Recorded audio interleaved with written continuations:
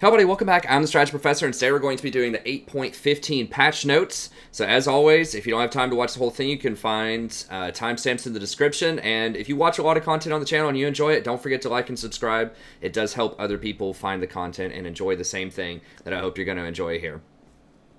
Okay, and don't forget also to check out every other week when there's not patch notes. I talk about what's going on in the PBE, my thoughts behind sort of the changes that they're proposing, thoughts on the current metagame, and so on and so forth. So I did predict a lot of the stuff that's going into these patch notes already in that video, although some of it didn't quite make it to live. So we'll talk about some of those differences moving forward. Just as far as the overall state of the meta, just really quickly, I think it's a really good meta right now. I think there are a lot of different strategies that are viable. I think that the changes to funnel comps in pro play have certainly helped the perception of pro play quite a bit. Once again, I don't think that really impacted 99.99% of people in solo queue. I think that was just primarily a spectator thing in pro play. I think that 80 carries are still pretty strong. They are getting a bit stronger on this patch, but they're coming back. You know, Jhin, Misfortune, even Jinx are getting played a lot more, and they're really powerful. Draven's really powerful, so I think there are a lot of different options. And then like champions like Swain and Vlad are still viable in the bot lane as mages, but I don't think they're crowding out a lot of other picks in the bot lane. So I think it's a pretty healthy meta. As far as other roles go, we're starting to see tanks come back into the fold a little bit, but we're still seeing assassins that are viable and bruisers and mages.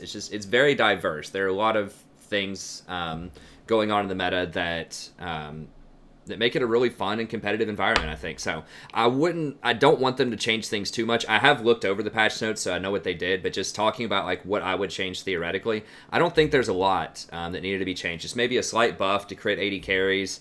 There are still a few problematic champions that I would like to see changed. From the support role, I think that Fiddlesticks and Morgana particularly have pretty toxic sort of play patterns in the bot lane. Fiddlesticks can just auto-push the lane with his E. He has a point-click, really long CC on a 2.25 timer, and then he has AoE, silence in the fight with his Crow. And he also has a pretty low cooldown ult in the mid to late game that has a massive impact that can completely turn the game around. So he's a little over the line. I don't think he's super far over the line. They did nerf him a little bit on this patch we'll talk about, but that's something that I would like to see changed. Morgana is just very anti-fun to play against. That's why she's banned in almost 45% of games. She's picked up a decent chunk in pro play as well. But yeah, she's by far the most banned champion, and Fiddlesticks is too. And it's just because these champions are really anti-fun. No one likes being CC'd for more than 2 seconds. Morgana has a 3-second bind. I think they should take that down to 2.25 seconds. If they have to give her a compensatory buff, lower the cooldown on it, or, whatever, that's fine. But I think a 3-second bind combined with the fact that she can push really easily in lane with her W, and the fact that Black Shield just really stops a lot of engage, is really pretty frustrating to play against. So I think she should probably get some more nerfs, or just like a rework or something down the line. Like, it's an interesting kit. It's just a little overbearing in certain circumstances. She's not always super overpowered. I mean, obviously she didn't have like a 70% win rate. It's only 51.5. Just the things that she does are just really frustrating. That's just the best way to put it. It's just kind of like anti-fun. Like, CC just doesn't work. Tom Kench is kind of in the same boat, and they are nerfing Tom Kench in the next patch, especially in the competitive scene. It just stops a lot of aggression. But yeah, I would like to see some more nerfs to her as far as the support role goes. Other champions that are kind of problematic overall, I think that Kindred is a problem. She's more powerful than I thought she was going to be after the last round of fixes. Apparently some of the bug fixes helped her out a lot. Sort of the meta shifting helped her. But she is a little over the line right now, so I would expect to see her to get some nerfs, and she does in this patch. I think Talon's still pretty far over the line. It's just too easy to snowball with him and take over a game. I think that Quinn situationally can be really strong. I don't want to see them nerf her too much. I know she has a high win rate, but it's usually a fairly low play rate, although that is moving up quite a bit in the top lane at 13%. So, when you're getting close to 56% win rate with over a 10% play rate, that's pretty impressive in solo queue. So I'd expect her to get slapped a little bit. About Kindred, who else was over the top here a little bit? Wukong is still a bit over the top. The nerfs helped, but I would reduce like some of the damage on his ult just a little bit or something. He's probably okay, but I still think he's a bit on the strong side. Just a little bit off, just for how easy he is to use and just how well he can assassinate a single target or single-handedly win a team fight. He does have a weak laning phase, which compensates for that a little bit, but he's just a little too consistent, both in skirmishes and in team fights. So I would knock him down just a little bit. I think that Swain is still too strong. Like, his win rate's not super high, but he feels really oppressive if he gets to that mid-game level. I think that Zoe still needs a little bit more off of her. She has a lower win rate because she's pretty hard to play, but like if you're really good on Zoe, I still think she is quite oppressive, so maybe just a little bit more off of Zoe somewhere.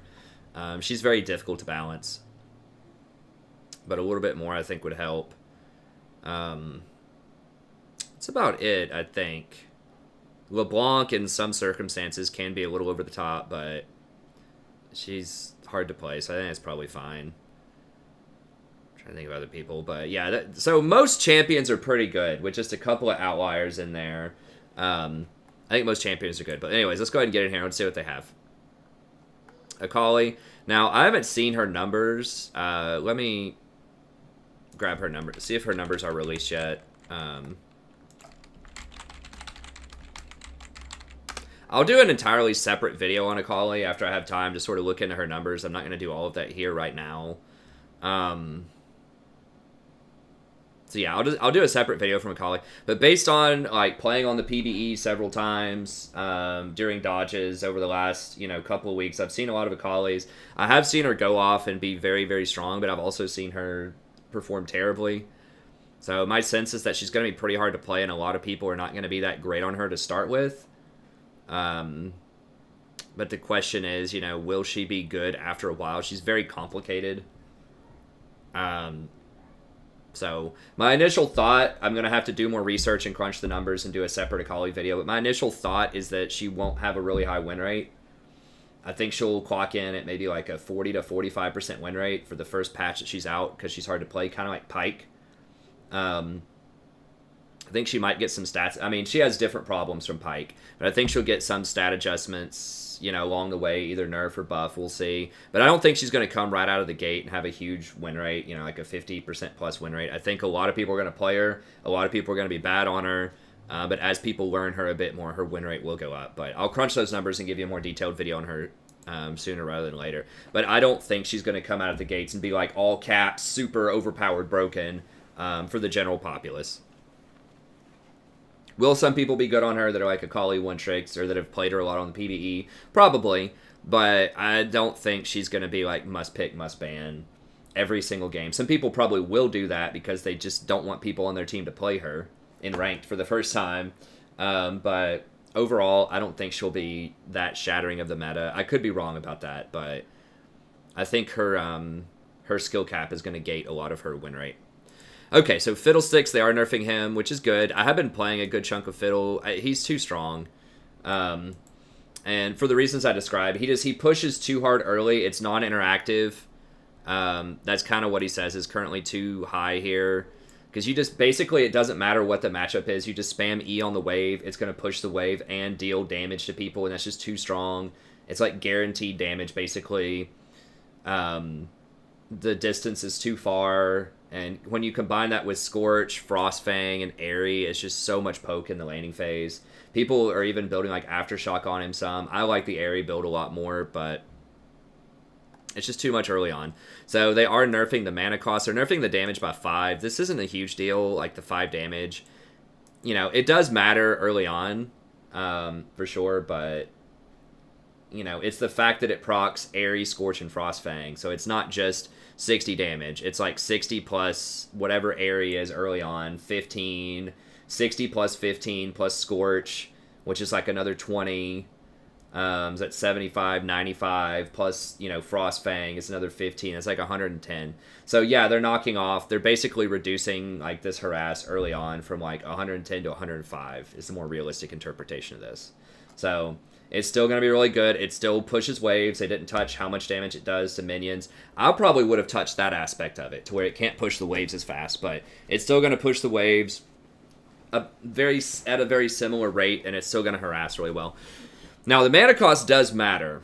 You know, an extra 40% mana early is a big deal, but the problem is Fiddle's not usually hurting that much for mana. On your first back, on my first back with Fiddle, a lot of times, I still have, like, half my mana bar. And the reason is, like, all you do is use your E. You don't have to do other things. Like, you don't really have to drain unless you're taking bad trades, but you really shouldn't be taking that many trades at all a lot of the time, because drain is expensive. I think it's like 80 mana at level 1. And then you shouldn't be fearing people except like in emergency situations or unless you're all-inning. So I feel like you can still spam this pretty easily in lane. And as a solution, you could just buy a Fairy Charm early if you have to and get some extra mana regen. What's his base mana regen? Let me see.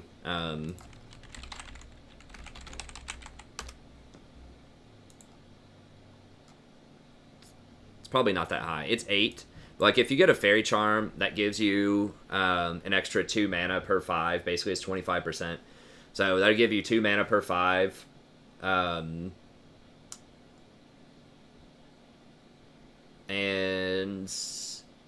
what is that? Okay, so that'd be 12 times. That's like 60 extra mana per minute. So, that's like 1 extra cast per minute. So, I think if you get a Fairy Charm, that should be enough. And you can always sell the Fairy Charm back later, and you only lose 37 gold, so you could buy it for 125. I think you sell it for 88 back. So I call that like renting a Fairy Charm in the past. I've done that on champions like Tom Kench or just somebody else that doesn't get Fairy Charm items, but you just need a little bit of extra mana in the lane to harass. So you can rent a Fairy Charm for 37 gold if you have to on your first back. Usually you'll have enough gold for that. So that is an option there.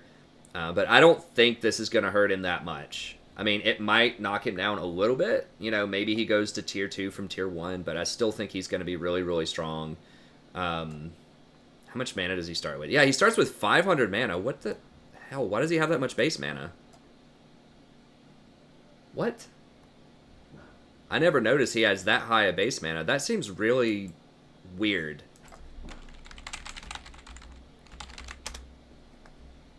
How much does Sona have? Yeah. Yeah, Sona only starts at 340. What? I never noticed that. Yeah, most mages have way, way less base mana than Fiddle. Why does Fiddle have that much? He has like 50% more base mana than Sona. Not quite that much, but like... What does Janna start with? Yeah, Janna has 350. What does Zyra start with?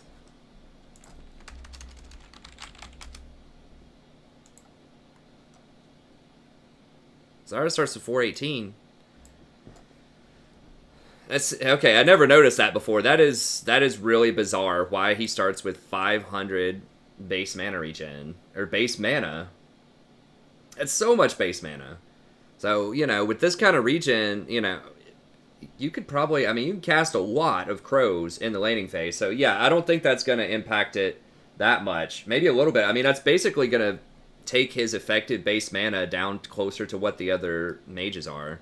But yeah, I think he'll still be pretty good. He should still be able to push quite a bit against most lanes early. You know, after your first back, if you have a problem, you can get that extra Fairy Charm. It's not going to impact his mid or late game at all. And like it's gonna be a little bit less damage on people. You know, if you cast a crow on people 3 times, you're gonna do 15 less damage per minute. Which does add up. I mean, that's going to get mitigated by their magic resist, but like pre-magic resist. So if you're in the laning phase for 3 minutes, you know, before your first back or whatever, or maybe 4 minutes before your first back, they're going to have 60% extra health. And then after magic resist, you know, that might get reduced down to like 45 or something like that. So basically, they get 45 extra health versus Fiddlesticks early on. You know, they get an, you know, whatever, 8 to 10% extra health, something like that. So, you know, I think that the damage nerf is not that significant, and I think that the mana nerf seems significant, but given his high base mana regen and the fact that you can rent a Fairy Charm for 37 gold, I don't think it's going to be that big of a deal. So, I still think he'll probably be tier 1, at least on my tier list. He'll probably be top 5 still. But it does slow him down a little bit. But like, just the fact that he has often excessive mana when you back. Like when I back with Fiddlesticks, I'm not sitting on like 1% mana most of the time. I'm sitting on 50% or so. So I don't think that this is going to be as taxing as it might seem for other champions, just given the way that he trades, which is very non-interactive and just spamming one spell every time it's off cooldown. Okay. Fizz, this is a massive, massive buff to Fizz. I think Fizz is going to be like really strong, borderline overpowered after this change. I don't use that word all the time. I'm not an all caps OP, YouTuber type of person. But these are a lot of buffs. This is actually a really big deal. I mean, his base damage is going up early on by 25%. I mean, when you max it, going from 80 to 130 on the active base damage, that's a 50 damage buff in his all-in burst, and a 0.2 ratio for the active damage, and a 0.1 for the on-hit damage. That's a lot of extra AP. I mean, Fizz gets a lot of AP, typically. And so that in and of itself is a pretty monumental buff, I think, because this is what he maxes first. I'm pretty sure he maxes W first. That's going to give a lot of damage. I don't even think Fizz was performing that poorly on this patch, was he? He's probably close to 50%. You got to keep in mind, Fizz is also, like, kind of hard to play. Not insanely hard to play, but, like, kind of hard to play. So you would expect him to have somewhere around 50% win rate if he's healthy. He's never going to be a champ that is probably going to have, like, a 55% win rate. 49, I mean, it's not that bad. Especially considering they just kind of changed his mechanics last patch. People were still learning, like, the new Fizz. But yeah, so that right there is already a pretty crazy. That's 3 buffs on the thing that he maxes first. 3 like pretty good buffs. And then they're like buffing his R by an insane amount, from a 0.6 to a 0.9 at a point blank fish. And then it goes up if you hit the bigger fish, you get a little bit more. You get a 0.2 here and a 0.1. So if you're actually playing a really good Fizz, if you're hitting like long range, it's not going to help you that much. But if you're playing like a pretty mediocre Fizz and you're just trying to like hit people point blank, then this is a massive buff. And that strikes me as odd because when they initially changed Fizz, like nerfed him back in the day, like their main complaint was he was too consistent and too easy to get his all-in like one-shot potential rotation. They didn't want people to be able to fish people point blank and one-shot them. That was a deliberate design choice. They wanted people to have to hit a long-range shark, and they wanted there to be a delay between when you apply your like bleed effect to them and your burst damage you could get off of your W. So they changed that back on the W last patch to where there's no longer that delay. They'll just give you that upfront burst. And now they're reverting this fish change to basically make it to where you can one-shot people with the fish. So you don't even get, like, you do get a higher base damage, but like the AP scaling is similar. Between the medium range and the long range fish. So if you look at like Fizz's history here, back in 6.2.2 is when they made this change, and one of the like really big things they changed about it was they changed the ratio on his ult from 100% down to 60% because they really wanted to incentivize you to hit at least a medium range fish. How they did it was they like dramatically lowered the damage on point blank fish. If you hit a medium fish, it was slightly higher, and if you hit a long-range fish, it was way higher damage. But now they're reverting this, the AP ratio at least, to where hitting a medium range or hitting a point-blank fish will still be a lot. So now Fizz can just do like the crazy pattern that he used to have, I think, which is just E right on top of you, hit you in the face with a fish, and then just Q and just activate W and just start auto-attacking you down while you're slowed. And then once the fish pops up, you're dead. So it's basically like, and it's so difficult to interact with that kind of trading because he's untargetable. Once he goes up on his little trident and like lands on you, goes to land on you, if you don't have your flash or you don't have a dash or something available, you're gonna die. Because I'm pretty sure the E slows you, doesn't it? When you land on somebody, yeah, it slows them. So it's like, he's gonna be in your face, point blank. You're gonna be slowed. He's 100% gonna hit that fish unless he's really bad, and you're gonna die because it's gonna have a big ratio on it. Over 3 seconds, yeah. So he has a 1.0 ratio on the bleed and the attack over 3 seconds. So that's going to be 190 damage with a 1.0 ratio. And then you get the bonus on hit damage of a 0.4 every single auto attack. And a 3, like 30, every time you hit. So if you just go in there, activate Seastone Trident, auto attack, and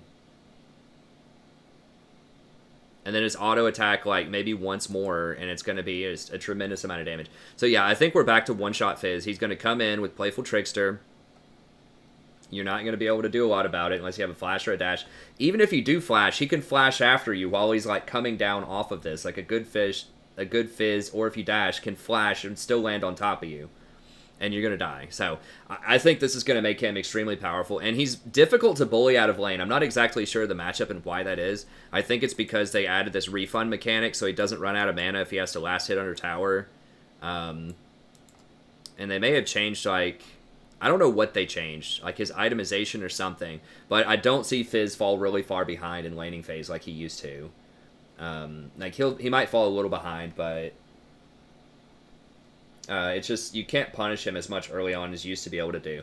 So yeah, I think that I think this is a massive buff for Fizz. I would not be surprised to see Fizz pretty soon become pick ban if people can play him. His ban rate's going to skyrocket. This guy is just he's so toxic when he's strong because of the untargetability of his E. It's very, very frustrating to play against. So I'm not happy to see this. If you like Fizz, this is great news for you. If you like to play enchanters or just anything that has below 3,000 health and 200 magic resist in the mid game, then you're not going to like to see this. Mundo's not going to care, but pretty much everyone else will. So not excited about that one. But it's like, why can't they just give him one buff? Why do they got to buff him, essentially 4 times? I don't know. We'll see.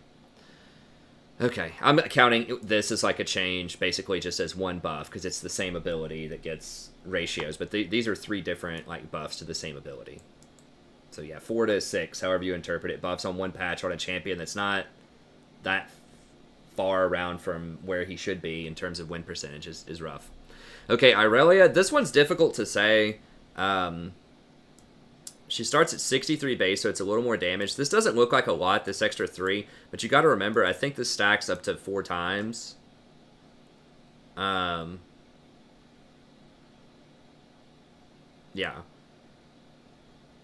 Stacks up to 4 times, and then she gets this Ionian Fervor. So that is going to make her auto attacks hit quite a lot harder.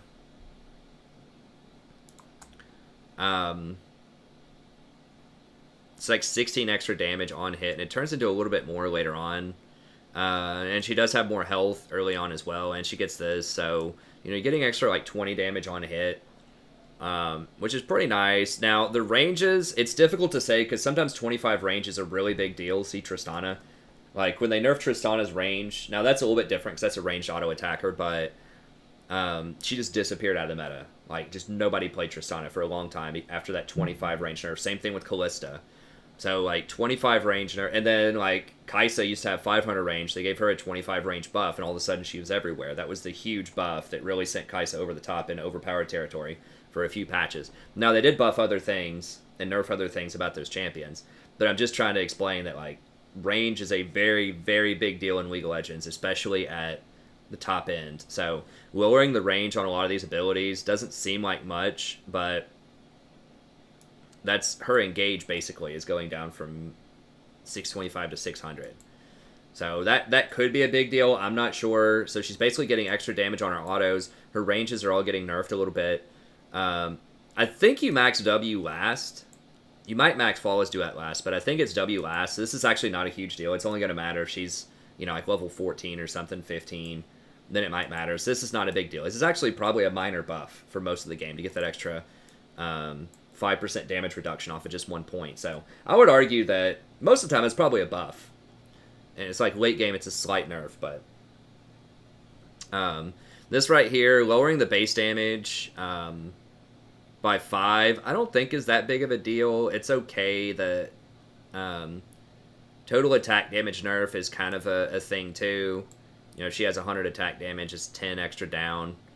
So that's kind of a big deal, but if you just land, like, those empowered autos are going to be hitting for whatever at max level, 17, so the difference would be 5 times 4. You're going to be hitting for 23 extra damage per hit. So, dealing whatever this number is going to be less 5 plus, 10. Maybe even if you're not going to get like 200 attack damage. I mean, maybe. Like maybe it reduces like your Q by 25 damage max if you have a lot of total AD. But this is going to increase your auto attacks by 20 at least a lot of the time. And that's every single auto attack. This is only on a Q. And usually you only can cast your Q twice on somebody. So it's going to lower like her burst damage profile a little bit, but it's going to increase her overall damage output in a fight by quite a lot, I think. So I think overall that's a buff. Yeah, she's losing like some damage here, 10 on this. You only cast this like once a lot of time. The Q matters a little bit more, but... so you're losing like 10 damage here on a rotation. You're losing maybe like 25. If you hit them twice, 50. So that's like maybe 60. Maybe 60 damage in a fight a lot of times, but... getting all that extra auto attack damage, the 20 to 25 per auto in a fight, I think is a much bigger deal. So, we'll see. This probably doesn't matter too much, because that's already such a long-range thing anyways. So, I don't know. I'm not an Irelia expert. I think this will be net neutral at worst, and at best, I think it's a pretty big buff. So... she's still really good, I think. I mean, her percentage is not that high, but once again, she's hard to play. So it's not like... it's not always super fair to judge a character by just their win percentages, because some, like, really good characters... like, for example, when Cassiopeia and Azir were really overpowered, they still had under a 50% win rate for the general populace because they're really hard to play. Most of the time, there's a severe problem if Azir is like over 50%, like much over 50%, or if Cassiopeia is much over 50%, or Rise, because they're really hard to play, or like Thresh, because they're hard to play.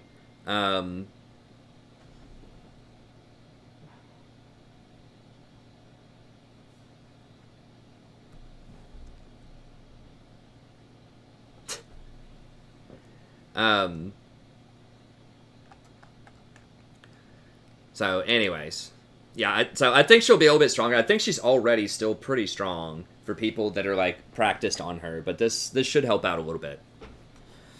Okay, Kindred, champion needs some nerfs. She's just a little too over the top. If you look at, it's like reading a novel, trying to read all of her abilities, but basically, I think that she just does too much sustained damage and burst damage over time, and she comes online too quickly now. So I would like to see them nerf something about... they ended up nerfing her Wolf's Frenzy so that it scales with 25% of her bonus attack speed. Now, I don't know if that means that he attacks that much faster or if his auto attacks are just at a constant rate and they get extra damage based on that. I'm not sure how that works. But scaling from 50% down to 25% of Kindred's bonus attack speed is probably a pretty big deal. Yeah,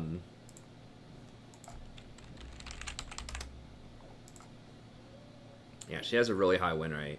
Okay, so she does get the attack speed. This 4% targets maximum. I wasn't sure if she got Warrior or this one. Looks like it's usually Blood Razor. Sometimes it's Warrior. It's kind of mixed. So this is going to affect the Blood Razor build a lot more than the Warrior build. I'm honestly not sure. I assume that Warrior is for like more burst damage and that Blood Razor is for better scaling. I'm not 100%. I'm not a Kindred expert. I don't know which one you should get, but it looks like there's pretty good diversity. Looks like a lot of people get Warrior. So I think if you're going Warrior, this is not going to matter as much. Early game's not going to matter hardly at all because you're not going to have any bonus attack speed outside of just your runes. It seems like once you get rapid fire, that's going to matter a little bit for sure, but what rapid fire's attack speed is 30%, so you're losing 25% scaling on that. Remember, it's bonus attack speed. It's not your base attack speed. So you're losing whatever. 10% would be 3 times 12%. 12% scaling on your wolf or whatever. I think that's fine. I mean, I think she's still going to be really strong because she's still going to have the burst damage. I think a big part of why she's super strong is this burst off of her E is just crazy. It has so many different ways that it scales and crits and all of that stuff. And this still is going to give you that extra health. It's still going to give you really good sustained damage over time. And I think she's still going to be really strong. And they are nerfing the cooldown on her ult also, which I don't like to see them nerf ults like that because this is a really cool, interesting ult. And so I really don't like to see ult because then you're it in pro games, it just slows down games a lot of times because people just aren't going to fight until Kindred's ult's ready or until Karthus's ult is ready or whatever. So it just slows down pro games. And in solo queue, it's just kind of feels bad. I'd rather see them just nerf something else about her kit and keep this, because I think this is her really unique and interesting identity, is that she is this, ranged damage dealer sort of hybrid champion that also has this really cool defensive aura, where if you use it poorly, it can completely screw up your team. So if your team tries to go in and engage and, you get caught and you have to blow this early, then you can waste all of your team's damage, and it can be really bad. So it can fail hard if you use it at the wrong time. However, it can also save you and provides a nice sort of defensive component against things like Wukong or Brand or whatever. And it has really cool interactions. You can push people out of the circle and then kill them, or you can deny their healing by pushing them out. It just has cool interactions with it. I think it's an interesting ability in the game. And so I really don't like them nerfing that. I'd rather... That's not her problem. It's not that she has this, really interesting anti-all-in capabilities. It's that she just does too much damage at all stages of the game, I think, is the problem. And she just scales too hard. So I would hit her damage more. I'd probably hit either that E for the burst damage or something about the Q for the sustained damage. The attack speed on the Q, maybe. Something like that. But anyways, I think she's still going to be really strong after this. So like I said, because this is not going to affect pro play, because people are just going to wait until this is done. And then this is going to matter, but probably not that much. We'll see. I'm not an expert, but we'll see. I think she'll still be a tier 1 jungler. Okay, Lee. I don't like the direction they're taking with Lee, but I understand what they want to do. They're trying to make him this cool assassin type of champ, which is how a lot of people like to play him. I would like to see them bring back utility Lee, where he could ward hop more, do something with warding to help him out. I understand why they got rid of trackers, but tracker's knife. But anyways, I liked utility Lee a lot more, where you could get those really cool kicks, where he used to have a cripple in his kit, which used to slow people down, so he could get on the back line and just be a real disruptor. I think that's really cool. Not that you just, hit them, land your Q, and just, press R and they're dead, But it looks like they're going towards, Assassin one-shot Lee. I don't know. I guess that's fun. I just feel like he has a chance to be something that's really unique. This blind monk, who starts off dealing pretty good damage early, but then transitions into this disruptive tank element. Because he has really cool abilities. He used to have a cripple on his E. He still has that R where it can knock people back and cause disruptions. But they're going towards one-shot Lee again, so gonna see a lot of Warrior on Lee. I mean, I guess you already see Warrior, but just a lot of AD. People are just gonna be stacking that AD up and just going for those one-shots. So they're increasing... or they're decreasing the base damage by a little bit, which is not a ton, but it's some. And then the bonus attack damage, they're moving up, so they are incentivizing you to get a lot more attack damage. So at, 100 bonus AD, it's going to be similar in the mid-game. It no longer deals 8% of the target's missing health. Instead, it deals up to 100% increased damage based on their missing health. So I'm not sure how that scales, if it's like 1-to-1, if they're missing 50% health, you're dealing 50% more damage.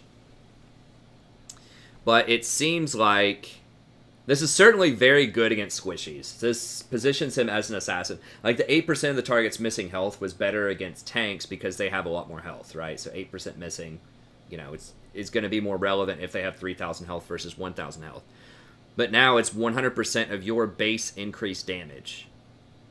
So pretty much, like, you'll deal 50% more damage on your ability, something like that. If they're missing 50% of their health, it's going to be something like that. So it's really going to execute squishies hard. So now, the pattern where this will show some better Lee play, where if you land your Q, you ward hop over to him, you land your Q, and then you kick him, and then you complete your Q after you've kicked him. That's going to do even more damage now. So that's like the scenario where you do your Q, kick, Q. So, we'll see. I still think that Lee is not going to be, like, amazing in solo queue. Maybe. I mean, if this is a ton of damage, then maybe he's worth it. If he can snowball, like, really hard off of this. So, we'll see. He's still going to be pretty hard to play correctly, so I don't think he's going to get over a 50% win rate. But I do like how they are giving some high skill cap champs, or higher skill cap champs, a little bit of love here. Where is Lee overall? Is he like 47% or something? He's at 49, so I don't know. That's actually pretty high for Lee. That's higher than I expected. So we'll see. If you like Lee, it's good. I don't think it's going to be super meta warping, although it could possibly push him into tier 2. Tier 1, maybe, if it's like a really good Lee player, if this does a ton of extra damage. So we'll see. Definitely good for him, though. This is a joke. Like, she should have never had 15 mana regen in the first place. So she's going to get 11 mana per 5, whatever. It's kind of like Fiddlesticks. You just don't run out of mana in lane as Morgana. And if you do, you can get a Fairy Charm. She even builds stuff out of Fairy Charm later on, or she can if she wants to. She can get a Redemption or, something like that. So she has the option of using the Fairy Charms, or she can just, if you just want to rush Sonya's, you can just rent one for 37 gold. So it's kind of like Fiddle, where in lane it's primarily like pretty non-interactive. You just spam your W. You can take pot shots at him with your Q if you want to see if you get some binds. But like the Black Shield mana nerf isn't going to matter a lot of times because you're using that reactively. If somebody gets engaged on, you use that. So you're not going to be spamming that. They should have nerfed the mana cost on her Q if they want to like affect her mana in the laning phase, because that is something in theory you could spam.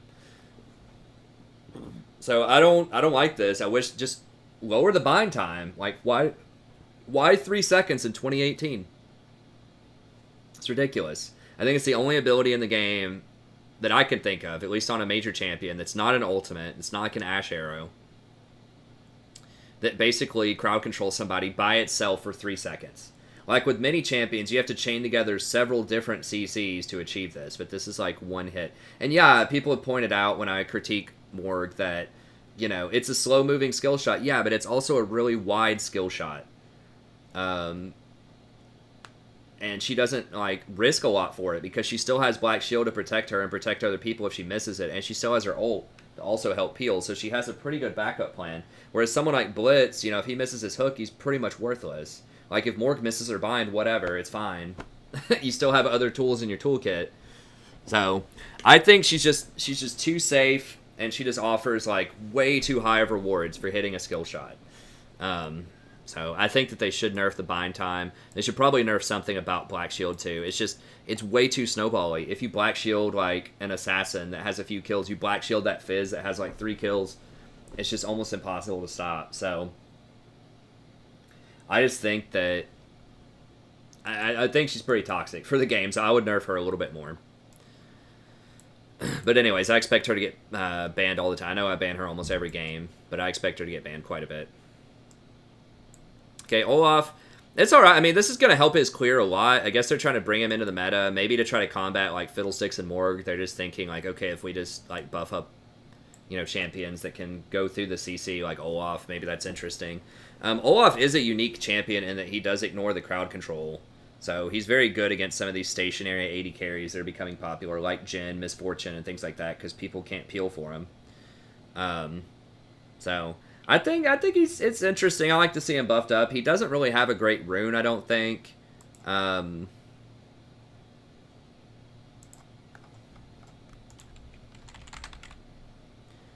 think he's kind of lacking in runes, and like his items have been nerfed a little bit. Oh, never mind. He does have Predator. Never mind. Scratch that. He does still have Predator, Ingenious Hunter, and then he can go for Righteous Glory. So he does actually still. Why did he fall out of the meta then? He's got 53%. Why don't we just see this guy anymore? Because yeah, that Predator build was pretty sweet.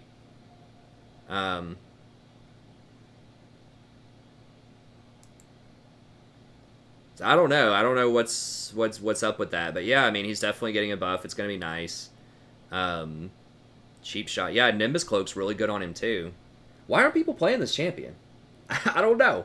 I have no idea, because it seems like he should be strong. He has a decent win rate, but he just like completely disappeared. And I can't remember what did they even change anything? It seems like he would be okay. Maybe just like Graves and Zen just pushed him out when they got too strong. And now maybe he can make a comeback now that they're slowing down the damage and the snowballing a little bit. Maybe he just can't fight them early on in like a scuttle meta. Not entirely sure. How is he doing with the general populace as far as win rate goes? So he's doing pretty well at the top end.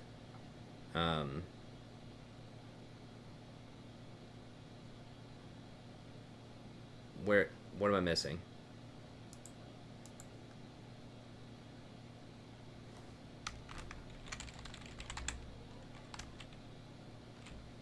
48%. Huh. I don't know. Either way, this is a really pretty substantial buff to his clear. I mean, 15% attack speed early is pretty huge, and that even scales later on. You know, he gets that 15% later.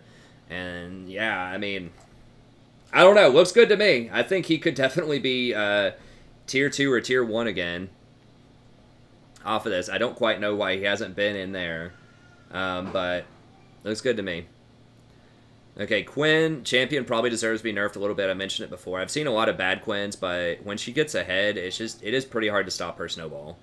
So, and people like Tyler 1 are, you know, making her a lot more popular.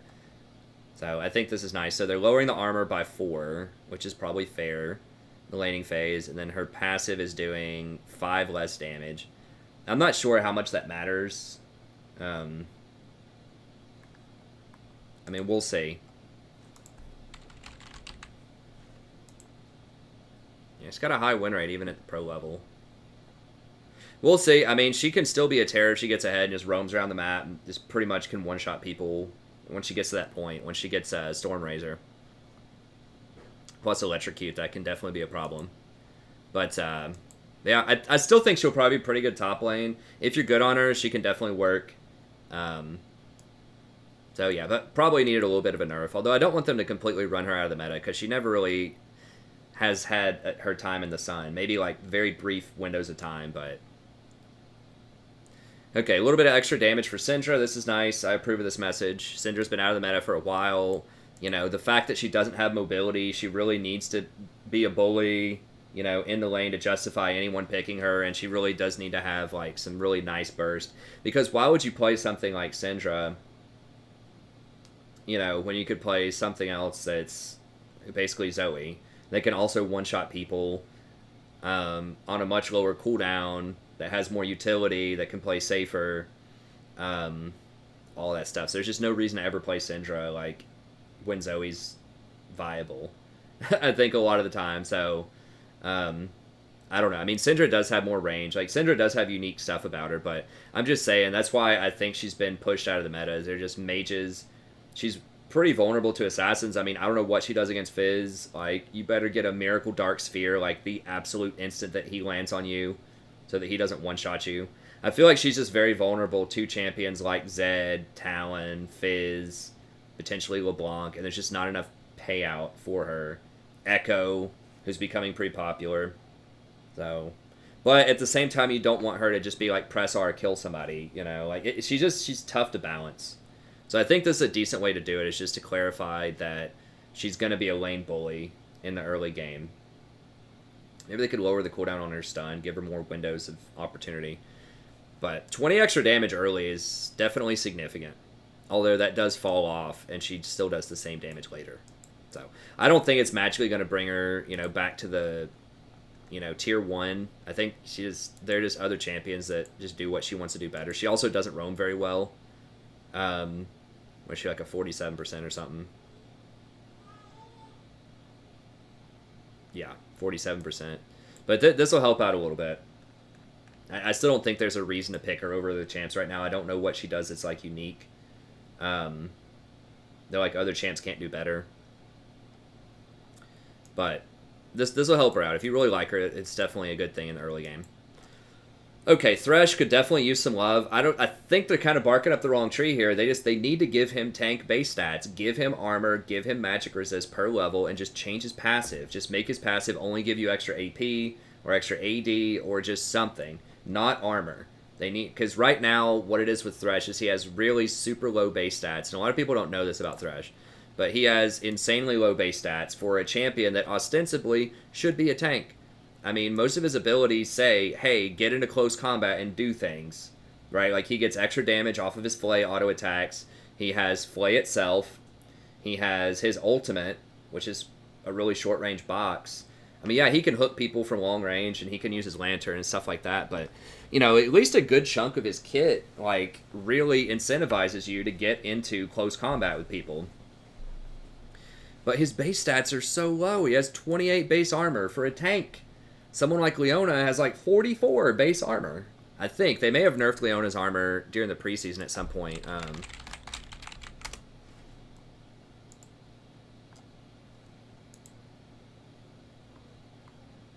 Like, look at this. Yeah, she has even more. She has 47 base armor. 47 base armor. He has 28.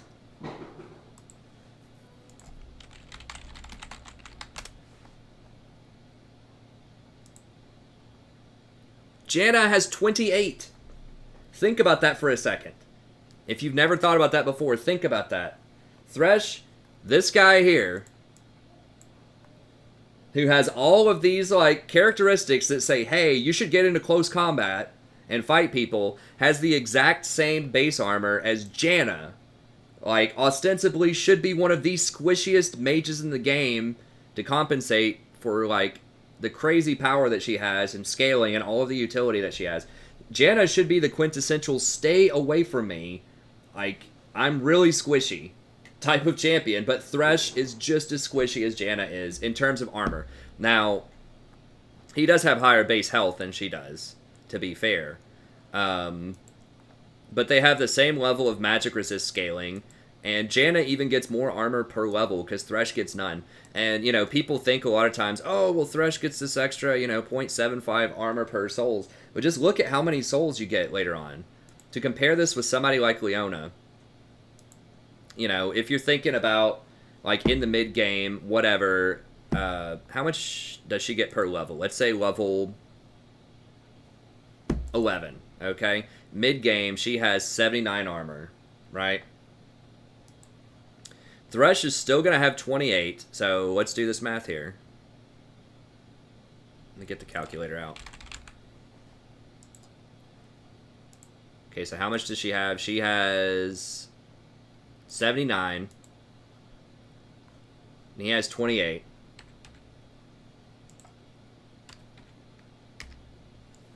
So you would need 51 armor. I'm trying to think of how to reverse engineer this. I think you would need 51 armor from Thresh's passive. So I think that would be like 70. I can't remember the algorithm to get to this, but times... Yeah, it's something like that. So let's call it about 70. So you need to collect about 70 souls by the time you're level 11 just to break even. That's not even to gain an advantage. That's just breaking even. And getting that many souls is really hard. I mean, see how many souls you get in a Thresh game. Even a lane where you're winning, sometimes it can be difficult to get that many. Right? Because if you think that, like, the cannon minion always drops a soul, and then, like, a normal wave might drop a soul on its own. I don't know the exact drop rates. But let's just say that you get, like, 3 per minute. Let's just say even 5 per minute, right? So let's say that like each wave drops 2 souls, and then the cannon always drops 1, and you collect every single soul, you're getting 5 per minute, right? It'd take you 14 minutes, and then the game starts at, really at 2 minutes when you arrive to lane with the minions and things like that. So that's really 16 minutes. So it's going to be 16 minutes into the game by the time, and that's if you get 5 souls per minute, which is a lot, in order to get the same amount of armor that Leona has at level 11, just for being Leona. She doesn't have to do anything.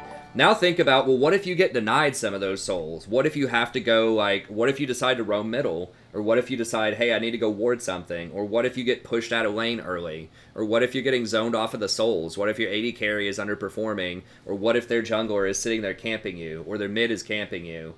Or whatever, and you're just not able to collect 5 souls per minute? Like, you can fall really, really far behind. I think 5 is super ambitious. I think more than likely it's going to be like 3. Like 1 soul per...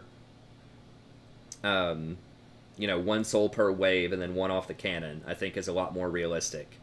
And so that would put you at like 20 to 25 minutes before you can get that. So basically what ends up happening is you're super squishy for a tank, and you're working extra hard just to get something that the other tanks get for free. Leona gets all of that extra armor for free just for being Leona. So does Tahm Kench, so does Braum. All of these champions all get the armor for free, and Thresh has to work for it, and he's almost always squishier than they are. So I think that's what they should change about Thresh, because it makes it very difficult, especially as the game goes on, to keep up with some of these other tanks.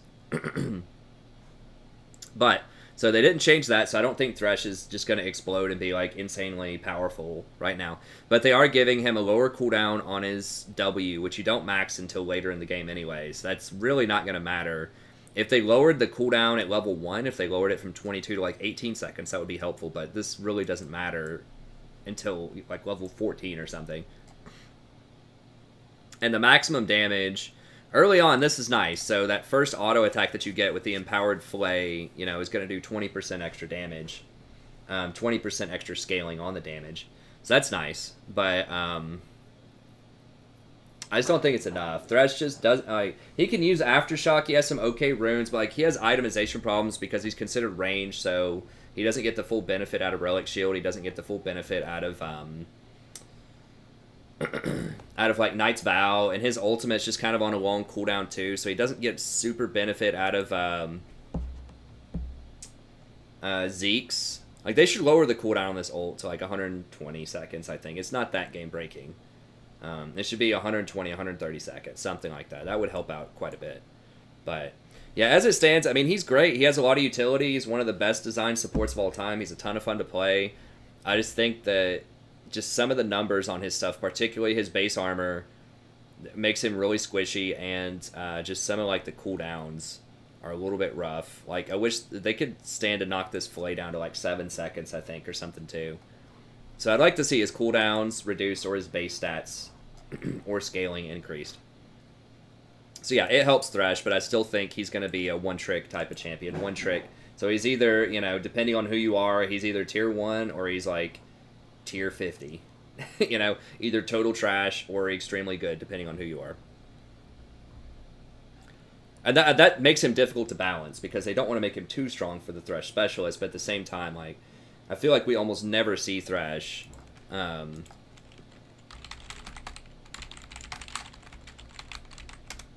much have we seen him recently? So in the last week, across all regions, he was picked 1 time. No, I guess that includes this week. So there's not a huge amount of play this week. But in general, people just never pick him. Everybody always picks Alistar, Braum, and Tahm. So, I don't know. And he's the type of champion for years where he was the person picked. So, I think he doesn't have the same kind of like scaling as some of these other champions. Well, I guess Alistar and Tahm don't have great scaling either, but anyways, buff Thresh more. He needs more help. He's fun. I like to watch him. I like to play him. But he needs some more help. Okay, and we'll start finishing off here. I don't want the patch notes to be too long. I think we don't have that many more changes. No. Okay. Support items, you're basically losing a potion now.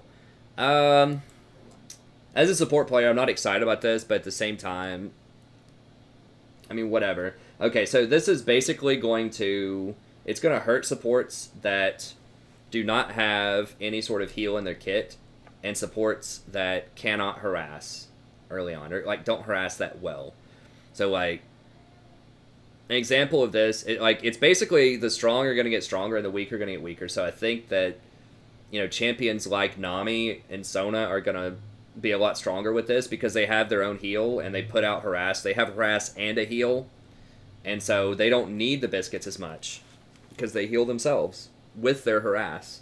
Whereas someone like Lulu is going to suffer a bit more. Like, she has the harass, but she doesn't have the heal. So it's going to make, like, Lulu's matchup into champions like Nami a lot worse.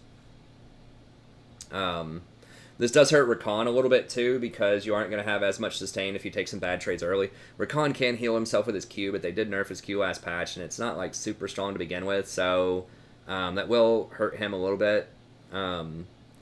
I mean, it's basically, over the course of a laning phase, you're losing 150 health.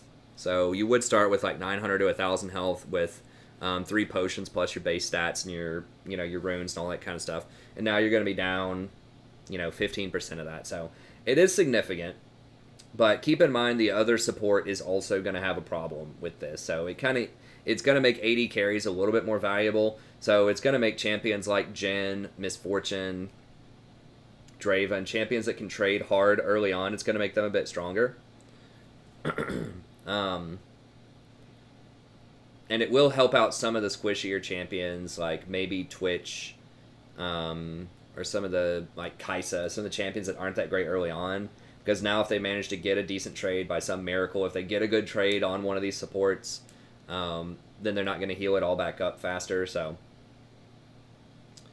Yeah, I mean, Nami, Sona are going to like it, Soraka's going to like it, but other champions that can get harassed that don't have amazing healing early on aren't going to like it as much. Most contemporary supports that are picked a lot are going to have some kind of sustain in their kit, probably, so I don't think it's going to shake up the meta too much, is the bottom line. Just a little bit of the champions that can harass and champions that can heal, and especially champions that harass and heal are going to get a bit stronger. Okay. Yeah, it's going to ruin if you want to go, like, refillable start or rejude bead start, but they're doing you a favor. You don't want to start with those items most of the time. Sort of. I'm kind of being a little tongue-in-cheek there. But you shouldn't be starting with those items anyways. Okay. Marksman. So... I'm glad they're buffing. First of all, let me say I'm glad they're buffing crit. The solution they were toying with, which is one that I suggested, which was lower the cost by 200 and lower the crit by 5% on all of the Zeal items, would have probably been enough. It would have lowered the power level of those items, but at an equal level to the cost reduction. So 5 crit is worth, it used to be worth, and I think it still is still worth about 200 gold. It's 40 gold per crit.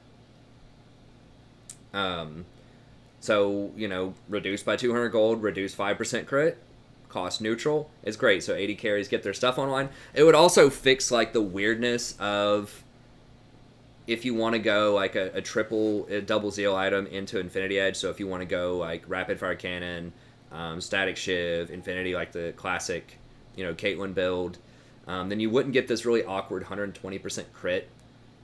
It just feels bad. So just having more round numbers, going from 25%, you get your Infinity Edge, it goes to 50%. You get your last Zeal item, it goes to 100%. I think that would be a lot cleaner. It would clean up the cost. It would just be feels better. But they opted not to go with that. They still want these dirty numbers. However, since I'm talking about the Zeal items, I'll just mention them here. They did lower the cost on all of them by 100, so they're just making them more efficient. I think, that's good. I just wish they would lower it by 200 and lower the crit chance, but whatever. It's nice. It's a nice buff. 100 gold doesn't sound like a big deal, but it kind of is. It's like an extra wave that you don't have to wait. You get your item on one less wave, which is pretty important. It might even be 2 waves. See, a wave give you 52 plus 61. That's 113. Yeah, so it's like 1 wave.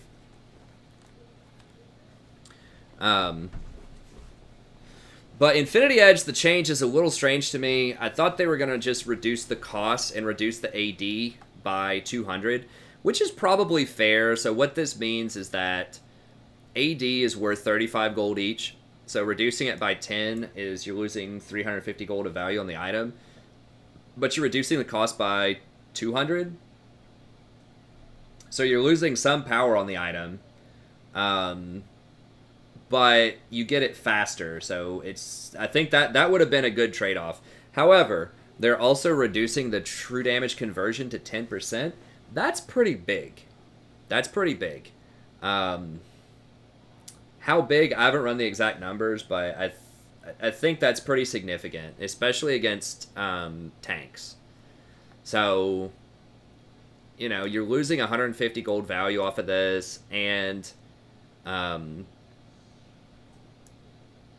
you're losing this true damage conversion, which is a pretty big deal. So I don't like that. I think that just reducing the cost and the attack damage would be fine. Maybe they're scared that crit 80 carries are still going to do too much late game. I don't know.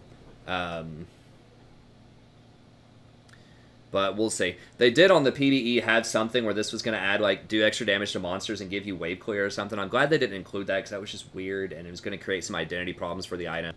But as it stands, it's still kind of odd. It's like you're still going to have to get it on most champions, and it's still going to be worth it. If you get an extra 40% crit, we can look at the value of the item.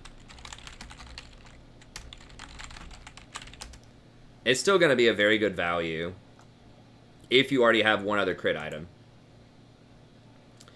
So basically, by itself, the total value is 2450.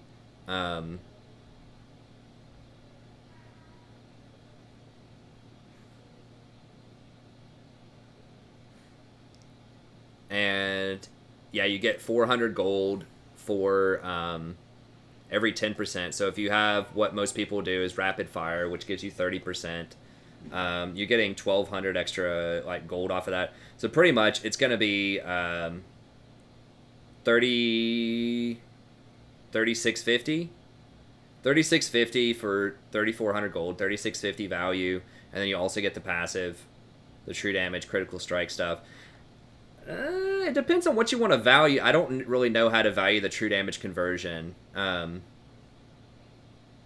Wait, that's not accurate, is it? Did they do that? Or am I just missing that? Did they forget to put this in the patch notes? I'm going to have to test it and see. Because they were looking at this on the PBE, but I didn't think this went through. Critical striking minions and monsters deals 50% bonus critical strike damage. I thought they took that out. That was on the PvE. So I don't know. Someone's going to have to help me confirm whether or not that's actually in there. It's not in the text here, but sometimes they leave stuff like that out. But that would help her take dragons and barons, or just whoever gets this, take dragons and barons a lot faster, primarily. And if you have static shiv, critical striking with a static shiv would do a lot more damage to minions and monsters as well. So that's interesting. So I don't know. You're going to have to get it. It's still worth it from a value perspective to get Rapid Fire Infinity Edge, but it definitely does bring the value down a little bit, although you do get it faster, so it's important to keep that in mind. So I don't know. Overall, it's all right. I think it's pretty much neutral. This item, they're knocking off 400 gold, but you're losing 10 attack damage, which is worth, once again, 350 gold. Then the attack speed, I'm pretty sure attack speed's 25 each, so that's 125, plus 350 is 475. So, you're paying an extra 75 gold, or you're losing 75 gold in value, but you're getting it way, way faster, so I'm pretty sure this is a buff. Because you come online faster, and, one of the big reasons you get this is because of that guaranteed crit damage, the passive that's on it, so I think Stormrazor Rush is going to be a lot better. This is also a much nicer build path. BF Sword Pickaxe, I think, is a nicer build path. And then BF Longsword Dagger. I think that's a much, much nicer build path. Because now because Pickaxe is BF Swords and Pickaxes suck to buy. Because if you have a bad back, it's tough, but now you can actually get a couple of long swords if you don't have enough for a BF sword. Or just like get a BF sword and throw a long sword in there. I think this is just much, much nicer as a build path. So I think champions that rush Stormrazor, this is going to be a buff, which is a lot of champions. So overall, this is a buff. I mean, this is a buff for 80 carries. Like, being able to get Stormrazor at 2,800 and then something like Rapid Fire at 2,800 is nice. Remember, you're saving the 100 gold here. So it's like, yeah, you're losing 75 gold in value here, but you're also, gaining 100 gold here. So pretty much, like, you're staying, like, value neutral, but you're getting your items a lot faster. I think. So I think that's a big win. I think that's going to have you come online a lot faster. I mean, 100 gold plus that's 500 gold faster. That's a really big deal. Even with perfect CS, or close to perfect CS, if you're getting an extra, 100 gold per minion wave. And most people aren't going to get that. Let's be real. Most people are going to get like 75 per minion wave. So that's like 150 gold per minute or so. Maybe it's closer to 200. But either way, like, I think that the way that people CS, the 80 carry should come online, and they should be able to get their items, like both of these completed 3 to 5 minutes faster, which is a pretty big deal. Just rough off the top of my head estimates. Depends on how well you CS, but 3 to 5 minutes is a big deal. So I think that's pretty nice. And then this also is 200 gold faster. So you'll get, all of your items maybe 6 minutes faster. So yeah, that's a big deal. So I like it. 80 crit 80 carries, definitely going to be a bit stronger. They're going to lose some power in the late game, but let's be real. You're not going to complete 6 items most games anyways, right? Like, a lot of games you have like 2.5, maybe 3 items. So it's not like you're capping out, like you have 6 items every single game, and losing this efficiency is going to be a big deal. Because if you save gold, but you're losing efficiency on the items, that means you can spend that gold on other items faster. So the only time when losing that efficiency really matters is when you're capped at 6 items, because you're going to be hitting your power spike faster. It's like net gold neutral most of the time, at least on Stormrazor Rapid Fire, which is a very common build. And you're losing 150 efficiency off of Infinity Edge.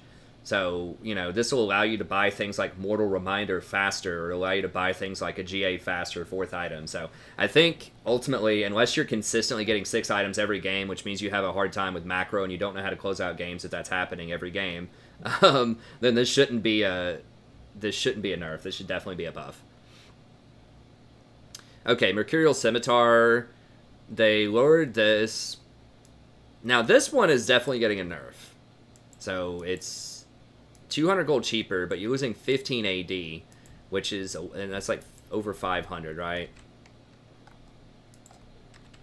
Yeah, it's 525 gold. So you're losing 325 gold in value off of this. Like, yeah, you're getting it faster, but that's a lot of loss there. However, a lot of people just don't get Quicksilver Sash in solo queue anyways. And if they do get it, they very rarely complete Mercurial. So this would be like a nerf maybe to Draven.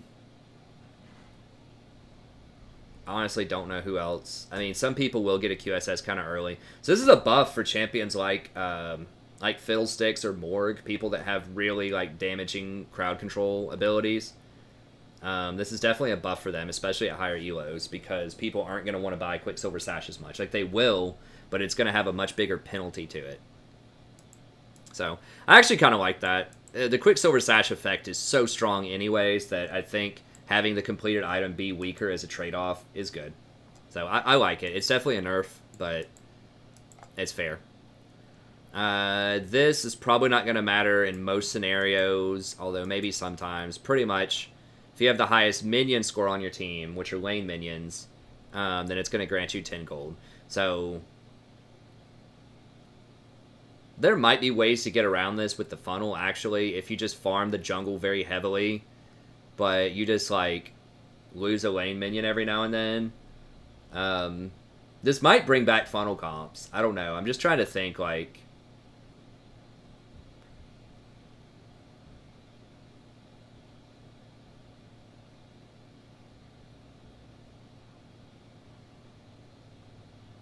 because it feels like you could just give, like 1 minion over to your support or something every wave, maybe. Right? Like, if you're 80 carry, like, if you're a professional team and your 80 carry's on point and they're farming really well, or your top laner's on point and they're farming really well, like, and you're trying to do a funnel comp like Zyra, Rakan, or something, I feel like you could just devote, or you could just devise a comp that funnels that you just spice it up and throw a gank in there. Just, you know, at some point early in the game, just go for a gank top or mid, and then you're going to lose a wave in the mid lane, and that's going to put you behind the solo laner or the other laners in terms of farm. And all you have to be is just one minion behind your AD carry, and this won't take effect. So if you're like a Kai'Sa mid lane getting funneled, and you just let your bot lane Varus just make sure they have one more CS than you, then you should be able to farm. Because it's only minion score. It does not include monsters in the jungle. So as long as you are funneling, like most of your funnel is all of the monster camps, I think this will be abusable. I think this will bring funnel comps back. I think that smart teams are going to figure that out, and they're going to say, look, especially if you have like a Targon, like if you have a Braum with Targons or something in the mid lane, I think if the Braum kills them, does it give the minion kill credit to the person that you're funneling onto? I feel like this is a lot more exploitable than the previous one.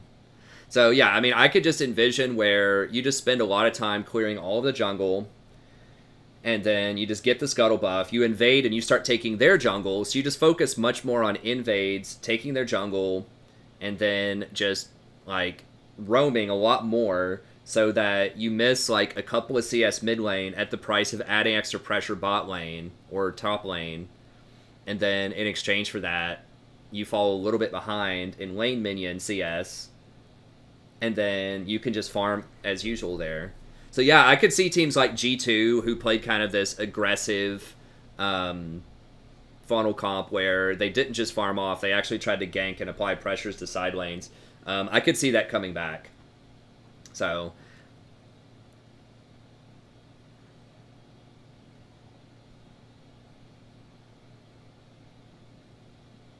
yeah, I think too many people cried about a snowballing jungler who was... Junglers shouldn't be taking farm anyways. I mean, I heard Kobe talk about this. This is like the Kobe change from Beyond the Rift, where basically he complained that he had several games where he got really far ahead as the jungler. He got a couple of kills, and or maybe it was just that like their mid and bot lane were farming so terribly that he had the most gold, and like their mid laner died, and he tried to go cover for them and just take the CS at the tower, and he wasn't getting any gold for it. So this is really dicey. I think teams are going to exploit this. If I was a really good team in the funnel meta, if I was like G2 or like maybe some of the Korean teams, I think that you can work around this for sure. If you have either a top laner or a bot laner who can farm really hard, I think you can do this. Or, you know, at worst, if it's about even, like I said, just give a couple of farm to the support, whatever. Just let the Turret get like 2 CS or something, and just make sure that you're always behind by a little bit. And I think that's fine, because a lot of the gold comes from just taking everything in the jungle and invading and taking the enemy's jungle, taking their raptors, and stuff like that. So I think that funnel could definitely make a comeback under these conditions. Now, if that was minions and monsters, if you have the most CS, minions and monsters in the game, then you get that penalty. Then I think that would be really difficult to work around. But the fact that it's only minions means that it's going to be exploitable. Okay, perfect timing. They are bumping it up from 8 to 10 minutes. Good. I really hate the stopwatch meta. It's very similar to why I think why they nerfed Morg a little bit, they'll nerf her more, and they're going to nerf Tahm Kench, is because those champions discourage active gameplay. It just forces people to play too safe, and it's not fun to play as much, and it's not fun to watch from an esports perspective. When you can't dive, when you can't show a lot of early game aggression because the enemy team has stopwatches, and it's just too risky. Everybody has a stopwatch. It's been coming back into play lately. It's just too strong of an item, especially in highly organized play. Same thing with why Tahm Kench is played every game. You can't ever engage on him because Tahm Kench is just going to save him. Same reason that like Morgana's not like as popular as Kench. She only got 2 picks, but in solo queue, that's like the it's like the bad version of Kench a lot of times, where or the different version of Kench where you can just stop engages. So Yeah, I think there should be more risk and reward involved with that. I think Thresh is a perfect design for stopping engages a lot of times, in that he has to time that flay correctly to stop mobility. So, but just like point click on your ally and put a shield on him, or especially with Tom Kench, where it's retroactively, you don't even have to like have the reflexes to do it beforehand. Oh, they got CC'd? Alright, I just eat them. So, yeah, I like them getting rid of perfect timing, or making a much, much higher opportunity cost for it, and saying, look, you can get it if you want, but people can still be aggressive in the early game against you. Okay. Stats page, couple of bug fixes. I don't think these matter that much. So yeah, overall, I think it's pretty good. I do like this. Like I said, this is mostly for pro play and solo queue. Most people don't use stopwatches correctly anyways. Will this hurt Fiddlesticks? A little bit, you know, or like Morgana, people that are going to get Hourglass. This dings them a little bit, sure, but it's not going to be a massive deal. I think they'll still get it. It'll still be okay. This is a mistake. If they're trying to get rid of funnel comp for pro play, which is pretty much the only place where it was relevant anyways, it sucked in solo queue if you're under challenger most of the time, unless you're like boosting somebody. I think this is very exploitable. I think they're pandering too much to a couple of the junglers that complained. I mean, I get what Kobe was saying about that, but this is going to bring it back into pro play. I'll guarantee you there will be teams that bring it back, and everyone's going to be all up in arms about it. I didn't get it. I thought funnel comp was cool. I thought it was risky. I thought a lot of teams were bad with it, so I don't understand the outrage about funnel comp, personally. I thought it was interesting and unique to see the funnels that people were coming up with. I thought it could be interactive, too. Like, this will, if people who do funnel comps now, will be more interactive. Like, they're going to have to do something with that time, rather than getting perfect CS in the lane. They're going to be, like, roaming around, invading, trying to gank the side lanes, I think, so that they fall behind a little bit in CS from their side laners. So, I think this will get them to be a bit more active, but it will still be funnel-esque for teams that really like that strategy. So, I don't know, maybe that's an okay bargain. Maybe, like, they want funnel to be possible in pro play because it's interesting, but they want to force more action. If that's their goal, then maybe this is good. If that's their goal. But if their goal is to completely eradicate funnel because a bunch of ignorant people get really well, I don't want to be too insulting, but a bunch of people that don't appreciate diversity in metagames and just listen to all caps videos, if they just want to get outraged about seeing a funnel comp because their favorite YouTuber or streamer is outraged about it, then that's going to be bad. So it's bad from a PR perspective if it brings funnel back. And people are going to think Riot doesn't know what they're doing and blah, blah, blah. Because I'll tell you, this last month with the funnel and them changing marksman in the bot lane, this has been a really pretty big drop, I think, in player base. Like, not like astronomically, like the game's dead or whatever. But there's been more people pissed off about that I think have quit playing, at least in the short term, from those changes than any other change I've seen in years. So, I think they need to tread lightly with this. Like I said, I kind of like funnel being a viable strategy in pro play, but a lot of people are not as open-minded about it as I am. Anyway, Scimitar, good trade. Nice, light buffs to 80 carries, I think, without going over the top. Because remember, 80 carries are still very viable. They're still played a lot in pro play, right? Or not even pro play, in just like everyday play and in pro play. Am I not allowed to click on things now? Okay, here we go. Like, if we look at the most played champs, I do this all the time, they're all 80 carries. You got Swain down here, what, 1, 2, 3, 4, 5, 6, 7, 8, 9, 10, 11. The 12th champion down is a non-80 carry. But, like, 80 carries are still okay. You know, a lot of them still have okay win rates, right? Like, Jin's at 52, Ezreal's hard to play, so he's going to be lower. Lucian's still at 50, Kai'Sa's close to 50, Misfortune's 53, Jinx is 53, Draven's 53, Zaya's pretty close to 50. You know, even Caitlyn's getting closer. Caitlyn's about 49, you know, Vayne's 49. So, you know, Ashe is 49. Twitch is 53. Sivir's 52. Like, that's a lot of champs over 50. Over or around 50. So 80 carries don't need that much help. Like, all of these clowns out there claiming, oh, AD carry's dead, 2018, they just don't know how to read a stat sheet, I guess. But anyway, so some people are saying, oh, these are nerfs. These are not nerfs, these are buffs. Light buffs. They don't want to do big buffs. Light buffs. Because then everyone's going to be crying and memeing, oh, AD carry's too strong, AD carry and support have too much power. Like they were all of last year. And most of this year. For like a year and a half. So they want to tread very carefully with these buffs. And I think they did a pretty good job of weaving that in there. Support items kind of sucks, but the other support's going to have to deal with this too. I think it's probably fair. That's fine. Yeah, and then Kindred, not enough, I don't think. Morg, not enough. Rest of the stuff seems pretty good, though. Overall, I think it's a pretty solid patch. I think they goofed up on Fizz, though. This guy's going to be perma-banned. But everything else, I think, is pretty good. Irelia, this is probably fine. I think it's a buff, but it's not... It's neutral at worst, light buff at best. And then I'll make a different video for Akali. So, anyways, that's going to be it. Thank you very much. Don't forget, if you enjoy this content, you like the true depth, not the all caps, not the, all of that other garbage out there, just the true insights into the game to help you understand how to be a better player.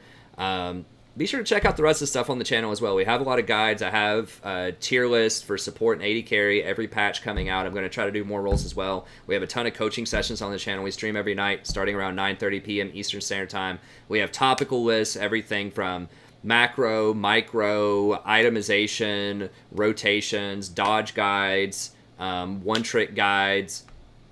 There's all sorts of endless content on the channel, so be sure to check it out. And, once again, if you watch a lot of stuff on the channel constantly, don't forget to leave that like and subscribe. Help other people find the channel. Well, that's going to be it. Thank you very much. Have a good day, and I'll see you next time.